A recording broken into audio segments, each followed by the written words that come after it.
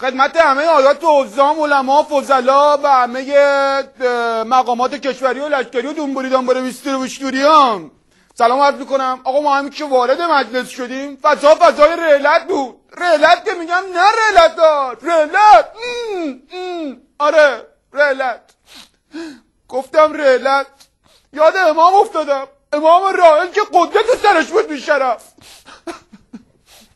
بخاطر همین تو همین حال و فضای رعلت و راحلی و این چیزا یه دو بیتی اومد تو کلم، دو بیتی اومد مصرع روش غزل کنارش، از اون بر یهو بچهای کوچه مردا ریختم پشتم. سلام علیکم سلام علیکم. اون موقع بود که ریتم اومد گفت چی؟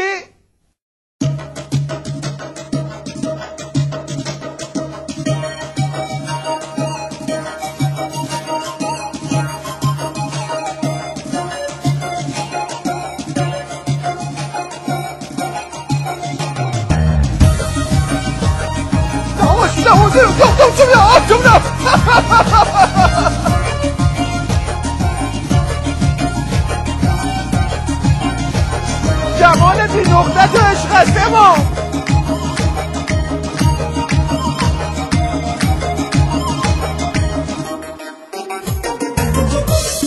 کنونی که من آمده ام به مرقد تو، به یادم آید شب و روز رحلت تو.